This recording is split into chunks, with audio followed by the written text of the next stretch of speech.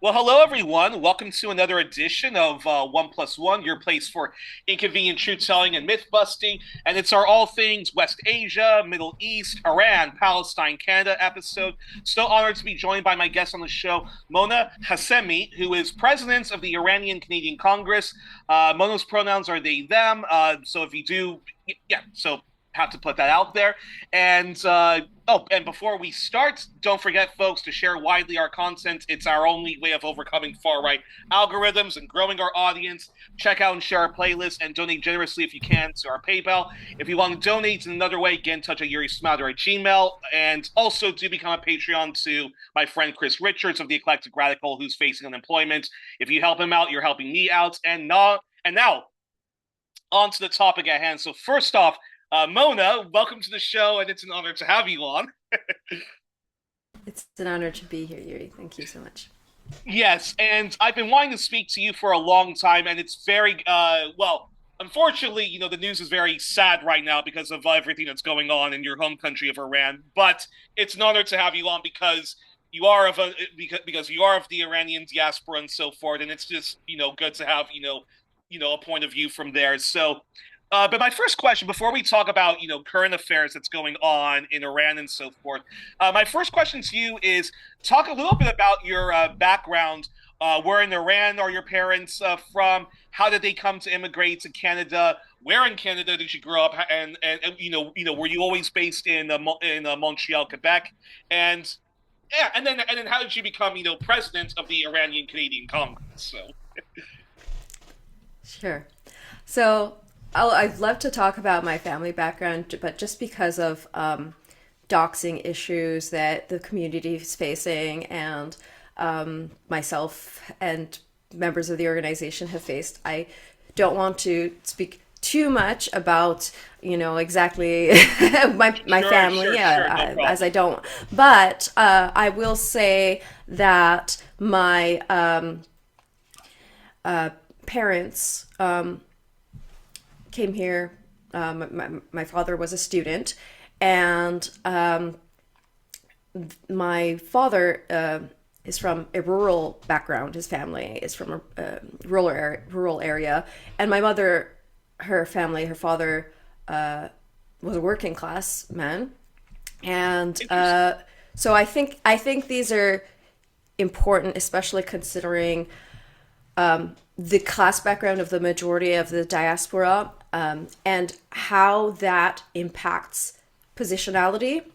So I just wanted to put that out there, because stories that tend to get told in the diaspora tend to lean towards, first of all, something that's easily consumable by Western audiences, and also there's that selection bias of which classes get to immigrate. So just wanted to put that out Actually, there with actually, reference to my actually, feel yeah. free to talk a bit more about that because that I find fascinating in and of itself. So actually, talk a little bit more about that because that's interesting. That's very interesting. Yeah, so I mean, we can definitely get more into it throughout the interview, but the media, and as I've experienced with some of my sort of mass media type interviews, that's something that I tried to get across and failed because I think it's because when I'm trying to talk about this bias towards folks, like people who immigrate tend to be of a wealthier background, because this is what gives you the social mobility and the actual physical mobility, right? So when I tried to say this to one particular interviewer, she was like, "Oh, okay, so there are people who are more successful, who have been more successful," and they like that's definitely not what I was trying to say. What I'm trying to say is that the class allegiance tends to be a specific type of class allegiance, and we can like keep talking about that. But I could get back to my personal Go ahead. background Go ahead. Go if you ahead. want to like go ahead and do that. Yeah, yeah, go ahead. Go ahead. So um, yeah, Yeah, so I grew up in Montreal from the age of 2, and I always had this kind of what I learned later on when I did my studies in the social sciences, like this hyphenated identity. But I did feel like I was more Iranian because when you're in the West, sort of growing up in an immigrant family, that's the kind of identity that you tend to build when you realize that you're different. And then, since then, I've traveled to Iran several times and noticed that there is a difference between the way I see things and or the way I saw things then, and the way people in Iran see things. And yeah, that's something that has developed throughout my, self self development and like consciousness. And so I studied in the sciences, computer science, and later I did masters in anthropology. And I was always interested in Iran, so my thesis was about the Iranian diaspora and gender issues. Specifically, my Interesting. topic was virginity, and it became how virginity is like this construction that gets reproduced, and how women in particular use their agency to deal with the restrictions put upon them by society. And yeah, it's very interesting. Like I've been in dialogue with a lot of. do you still have that thesis saved? I would love to read it because that sounds so Oh yeah, it's up. It's fascinating. online. It's online. You can go search it. I have it. It's on the Concordia University archives, as well as I've put it on academia, and yeah, I can talk more about that as well. But because I can see who's when I'm getting searched, and I got a lot of searches after I was appeared on David Cochran's show Power and Politics on the CBC. So that's interesting. Yeah. But And yeah, so go ahead, go ahead. yeah, so to come back, how I got involved with the Iranian Canadian Congress, um, it was several years ago. The when Trump assassinated General Soleimani in Iran, I remember two big protests happening, and I think that at that time, people thought a war was likely to start. Um, and one of these protests was organized by the ICC, and that's where I sort of ended up meeting some folks in the streets and becoming familiar with them. And I also had a friend who was close to some of these folks who I had also gone to university with, and so I did my master's at Concordia in cultural anthropology. And prior to that, when I was at McGill, once I finished my bachelor's, however, I did take some courses in anthropology at the time, and I did a little period of independent studies, and I was involved in a reading group there around Iran by Professor Sitrag Manoukian, which was really, really helpful in establishing this framework of being connected to Iranian scholars, and questioning sort of the framework, that I'm sure we'll talk more about it, but like that pits, sort of what the Western media analysis and the common understanding here, and like this idea of the government versus the people that is sort of always there in the background of the common, the common understandings of things. And that's not exactly, it's a very simplified understanding of how society works, right? Obviously, the government consists of people, and there's a dialectic relationship between, sort of like what policies and sort of subject formation. And, in the West also we have a different form of that we can get into. Yeah. so I had a friend who was involved in that reading group with me, and she also introduced me to folks. And I think when they saw me at that protest, they were like, we want to get to know this person better. And I became a member, and I ran for the board. I guess 3 years ago at this point. And then I had my 2 years as vice president, and then I became president when I was re-elected on the board last year. And then it's a 2-year term for each election. And then after the election that will be coming up, then I'll finish. I'll have another year. Well, I'm not up for election this time, so I'll have another year, and then I won't be able to run. So, Okay. it'll take a little bit of a burden off of me because it is a lot of hard work, especially under the current circumstances. But it's been such a great experience. As I've connected with so many wonderful folks who are educated and who have such good analysis of politics and what's going on. And so it's been a wonderful experience, and I think we're doing important work here. Well, before I get to before we talk about current affairs and all the other stuff that's going on with the Iranian diaspora and so forth, I do want to ask us, which I do want to ask you, which is actually explain to us what the Iranian Canadian Congress does. What your organization does.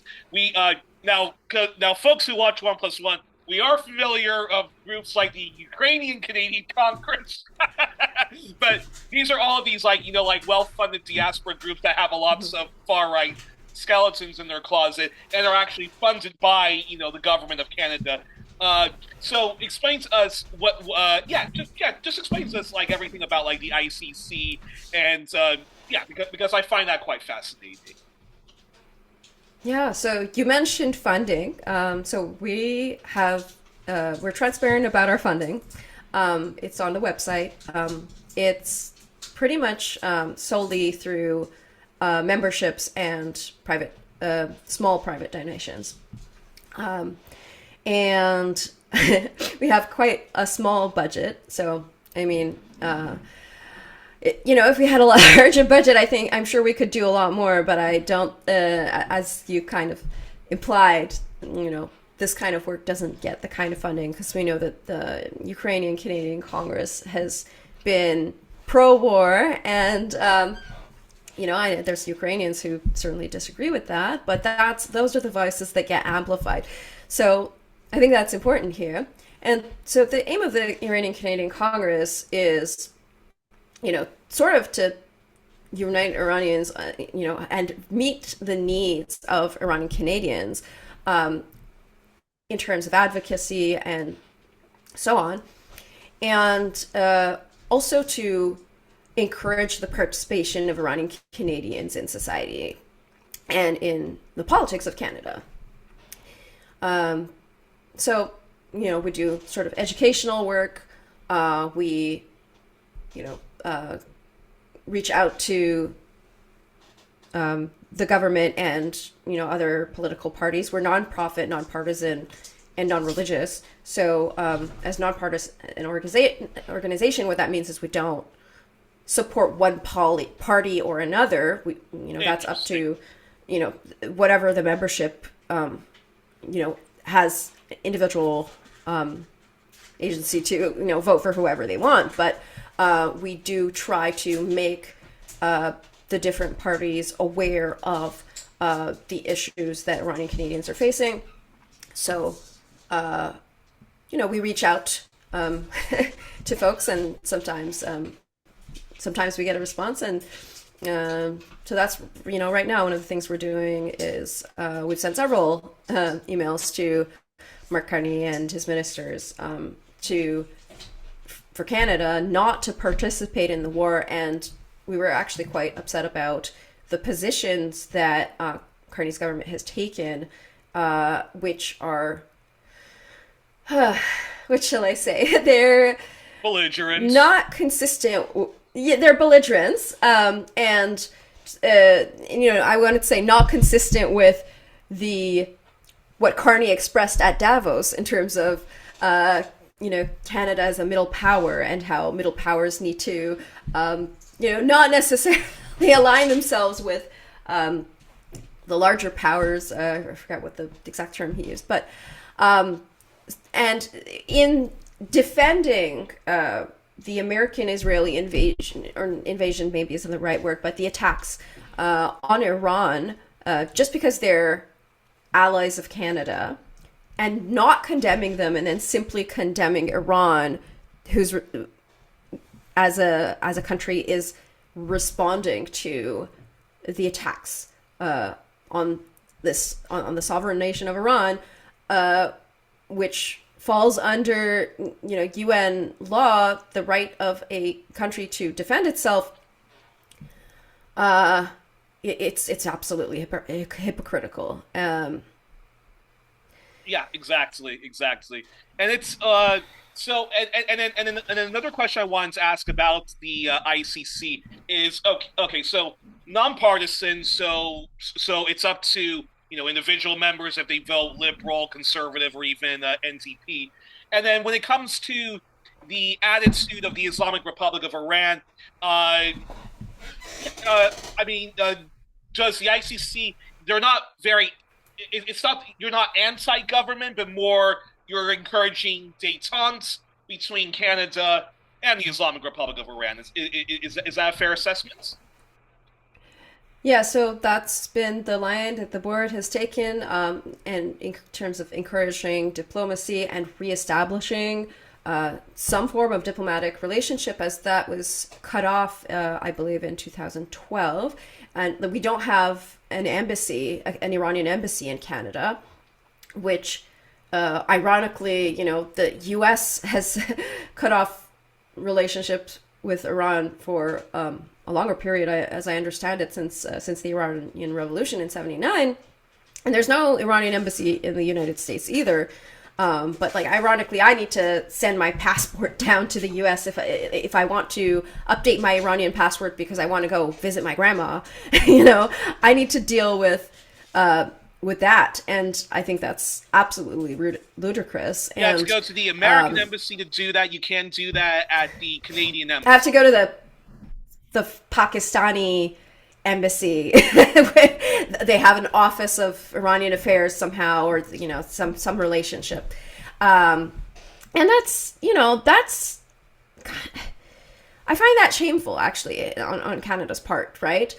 It puts me, as you may know, and we can talk about the monarchists. I know you wanted to talk about that. As I understand it, there was a group of buses who were going down to Washington recently. I sort of saw social media clips about this. Yeah. In order to thank Trump, which they've been doing, but a group of Canadians who wanted to go down there, which sounded like the I don't know, protest is not the right word. Perhaps rally was not as big as they hoped because the Canadians, were blocked at the border. Because even if you have a Canadian passport and you have the little born in Iran there, you may get asked some questions at the border when there's this unfriendly relationship. So just for average people in the diaspora, even if they align themselves politically with the Trump administration. And so, I've always considered this a mistake, that certain people in the diaspora, in the Iranians in particular, they want to, and there was a trend of this going on as well, they want to separate themselves from, Islam in general, right? There was something going around as well that the monarchists were doing, where they would film a video of themselves saying, "I'm not Muslim. I'm Persian, and not even Iranian," which is its own problem, I think. Yeah. I'm not Muslim. I'm Persian, And it's absolutely ridiculous. And, I don't care if you're religious or not, but there's, a certain work that's doing. And I saw, a reply to this on Twitter that was an image of a lotion bottle that said, whitening cream, automatic whitening cream, I'm not Persian, I'm Muslim sort of thing.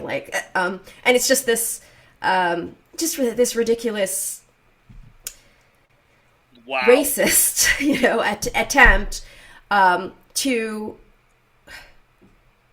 associate oneself with the groups that are powerful in this society, and not with the marginalized groups, which fails because that's not, when it comes down to it, if you have any form of Iranian identity, you are going to face that systemic discrimination.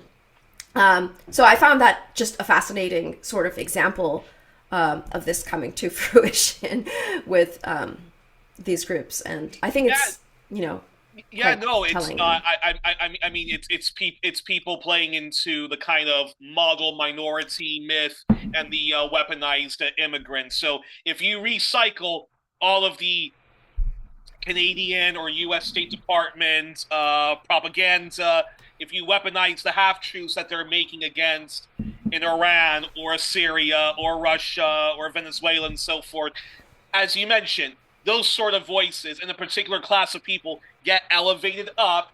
But if you have like a much Mm-hmm. more nuanced or a much more objective or something, which I mean, they might call like our points of views controversial. I say it's controversial. But yeah, but you won't be platformed. You won't be platformed and given Mm-hmm. all sorts of invitations to the United Nations or on Mm-hmm. television the way that one I'm completely blanking on her name, but that one Iranian, I think she's Iranian American, the one that has like like the flower on like her on her head, who's always Oh,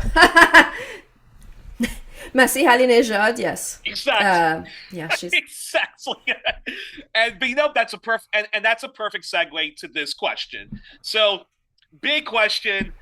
Is what is your assessment of everything happening in Iran right now and the lead up to the U.S. Israel attacking your country?